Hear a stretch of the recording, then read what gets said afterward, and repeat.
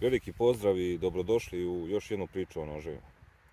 Danas želim da vam predstavim još jedan od kultnih noževa, odnosno noževa čija forma je dovoljno prepoznatljiva da ne treba nikako posebno upoznavanje sa modelom i tipom noža. Riječ je naravno o Kephart nožu, konkretno ovo je verzija od 5 inča dužine i nožu koji je u svojim knjigama Camping and Woodcraft opisao do detalja čuveni Horace Kephart.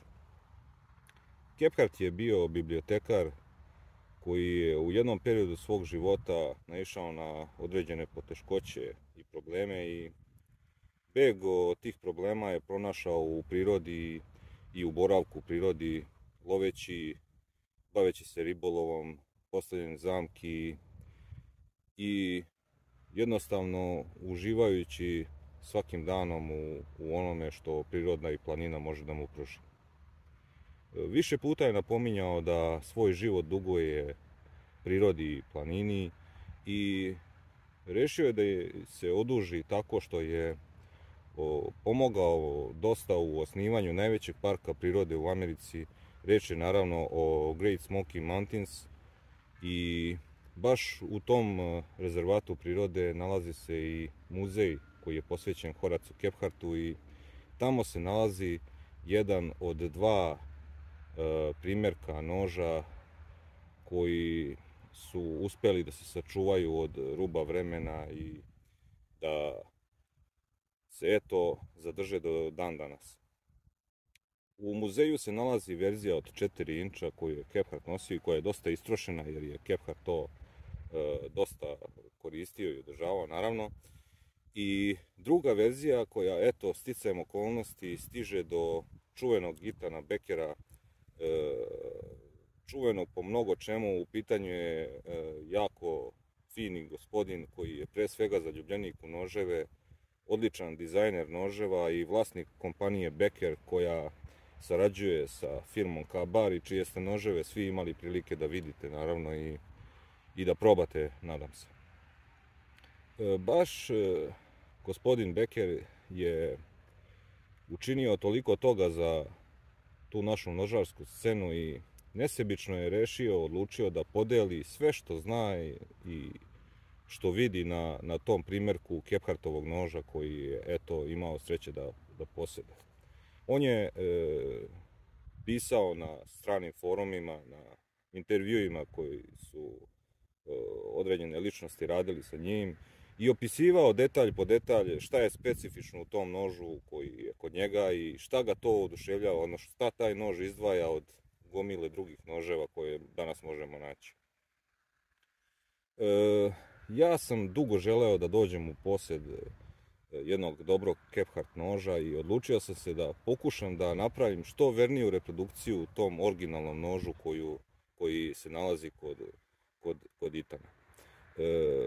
Otprilike neke 3 godine sam ja prikupljao razne informacije jer kao što rekoh nije baš jednostavno pokušati da komad istorije reprodukuješ i na raznim mestima sam nalazio deliće slagalice za ovaj projekat koji je eto na moju sreću uradio Miroljub Stanković i kojim sam jako zadovoljan i ponosan da budem do kraja iskren. Kao što rekoh, verzija je od 5 inča i glavna karakteristika ovog noža je njegovo brušenje, odnosno taj neki sočivasti poprečni presek koji ovo sečivo ima u sebi. Znači, pitanju je konveksno sečivo koje negde do njegove polovine je brušeno u konveksu na dole, a druga polovina takođe je brušena u konveksu, naravno sa manjim radijusom i manjim nugom. Celo sečivo ima distal taper, odnosno sužava se ka vrhu i nož ima fantastičan balans kao što vidite na kažiprstu.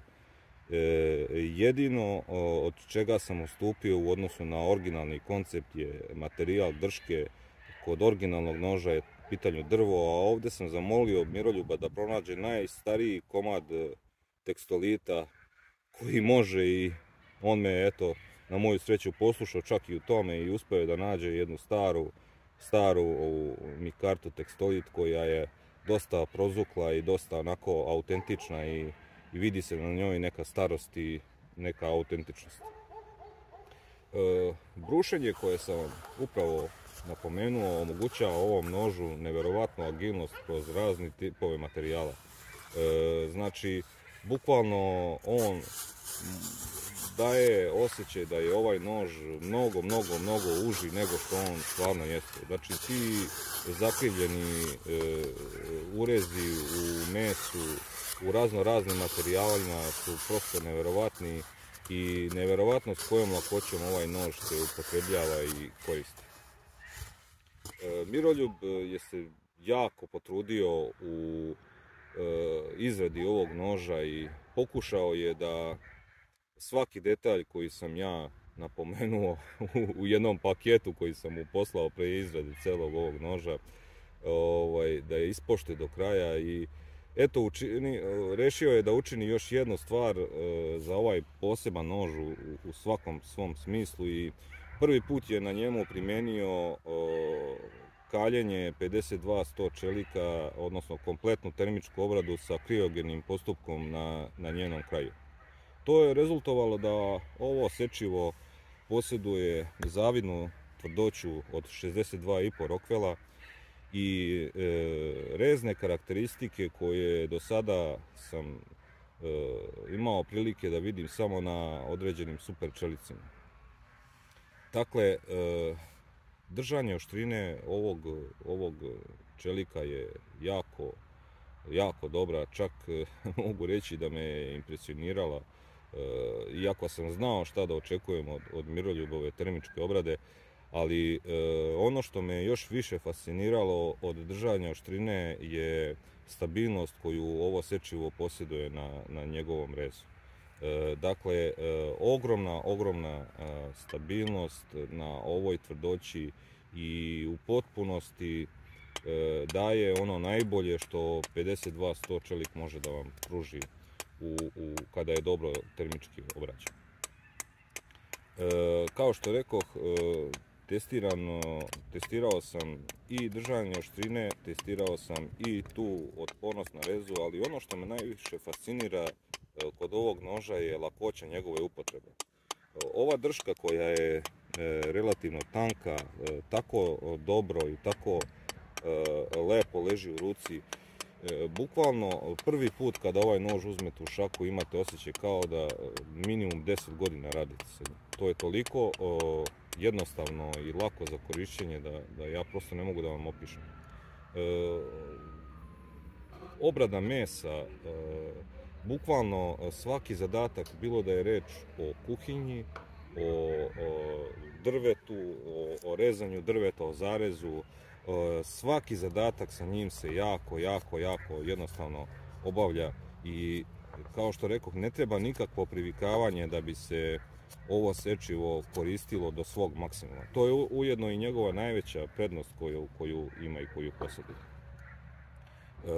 Kao što vidite, nož ima poprilično negativan ugao, odnosno širi se, ova paralelnost linija kičme i sečiva nije ista, već se pod određenim uglom ona povećava ka vrhu noža i to omogućava da materijal ne ispada ispod reza, nego bukvalno da se on podvlači. Kada se obrađuje divljač ili bilo šta drugo, snaga koju koristite sa ovim nožem je višestruko manja nego sa bilo kojim drugim nožem koji sam ja probao.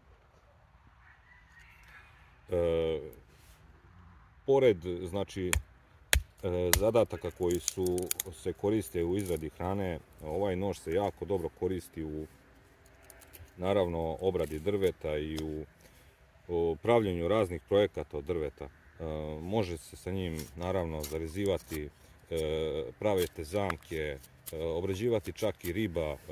Sve što mi je palo na pamet sa ovim nožem ja sam pokušao da uradim i kao što rekoh, sve je radio tako lepo i sa nekom jako prijatnom i jednostavnošću koja me prosto fascinira. Eto, ne mogu dovoljno da nahvalim ovaj nož i ovu formu i moram vam reći da nije čudo zbog čega je toliko kopiran i zbog čega ga toliko ljudi koji znače u ovom svetu nožarstva cene i hvale. Toliko za sada i nadam se da vam se ovaj video dopao bar jedan delić od onoga koliko se meni dopada ovaj sjajan i jako poseban nož. Veliki pozdrav za sve i vidimo se u nekoj drugoj priči.